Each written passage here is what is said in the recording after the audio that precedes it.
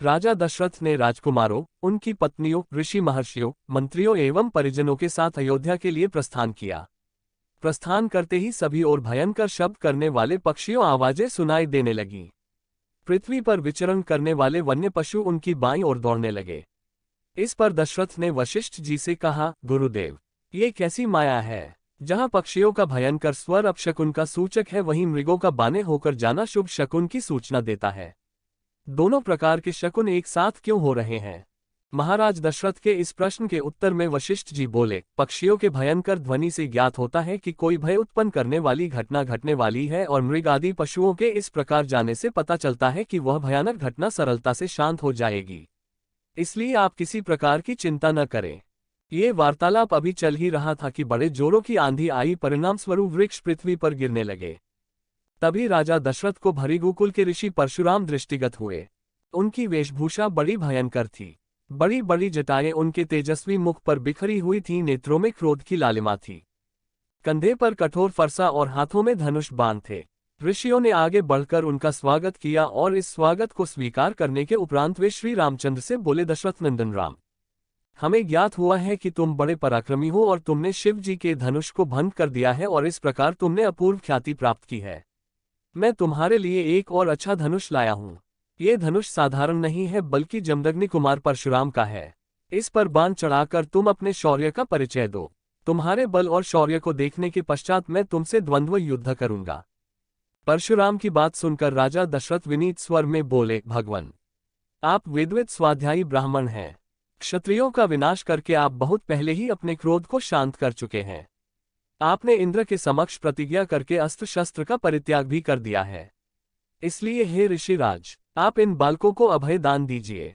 यदि आपके हाथों राम मारा गया तो हम में से कोई भी उसके वियोग में जीवित नहीं रह सकेगा।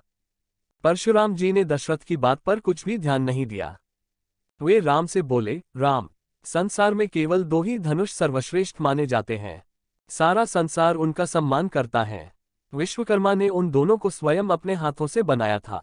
उनमें से एक भगवान शिव के पास था और उसी से भगवान शिव ने त्रिपुरासुर का वध किया था। तुमने उसी धनुष को तोड़ डाला है। दूसरा दिव्य धनुष मेरे हाथ में है। ये भगवान विष्णु का धनुष है। ये भी पिनाक की भांति ही शक्तिशाली है। एक बार शिव और विष्णु में भयंकर युद्ध हुआ। विष्णु को देवताओं ने श्रेष्ठ मानकर शांत किया। शांत होने पर विष्णु ने भृगुवंशी ऋचिक मुनि को धरोहर के रूप में वह धनुष दे दिया। अपने पूर्व पुरुषों से यह धनुष मुझे प्राप्त हुआ है। अब तुम एक क्षत्रिय के नाते इस धनुष को लेकर इस पर बाण चढ़ाओ और सफल होने पर मेरे साथ द्वंद्व युद्ध करो। इस प्रकार से परशुराम के द्वारा बार बार ललकारे जाने पर रामचंद्र बोले, हे भार्गव, मैं ब्राह्मण समझकर आपका सम्मान कर रहा हूं और आपके समक्ष कुछ विशेष बोल नहीं रहा हूं, किंतु आप मेरी इस विनयशीलता को पराक्रमहीनता एवं कायरता समझ रहे हैं और मेरा तिरस्कार कर रहे हैं। लाइए, धनुष बाण मुझे दीजिए। ये कहकर उन्होंने झपटकर परशुराम के हाथ से धनुष बाण ले लिए और धनुष पर बाण चढ़ाकर बोले, हे भृगुनंदन, ब्राह्मण होने के कारण आप मेरे पूज्य हैं, इसलिए इस बाण को मैं आप पर नहीं छोड़ सकता। परंतु धनुष पर चढ़ने के बाद ये बाण कभी निष्फल नहीं जाता। इसका कहीं न कहीं उपयोग करना अनिवार्य हो जाता है। इसलिए मैं इस बाण को छोड़कर आपकी शीघ्रतापूर्वक सर्वत्र आने जाने की शक्ति को नष्ट किए देता हूं। श्री राम की बात सुनकर शक्तिहीन हो गए परशुराम जी विनयपूर्वक कहने लगे, बाण छोड़ने से पूर्व मेरी एक बात सुन लीजिए। क्षत्रियों को नष्ट करके मैंने ये भूमि कश्यप जी को दान में दी थी। उस समय उन्होंने मुझसे कहा था कि अब तुम्हें पृथ्वी पर नहीं रहना चाहिए क्योंकि तुमने पृथ्वी का दान कर दिया है। तभी से मैं गुरुवर कश्यप जी की आज्ञा का पालन करता हुआ कभी भी रात्रि में पृथ्वी पर वास नहीं करता।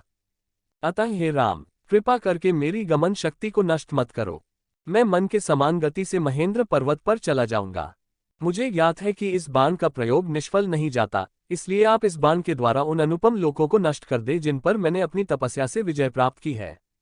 आपने जिस सरलता से इस धनुष पर बाण चढ़ा दिया है, उससे मुझे विश्वास हो गया है कि आप मधु राक्षस का संहार करने वाले साक्षात विष्णु हैं।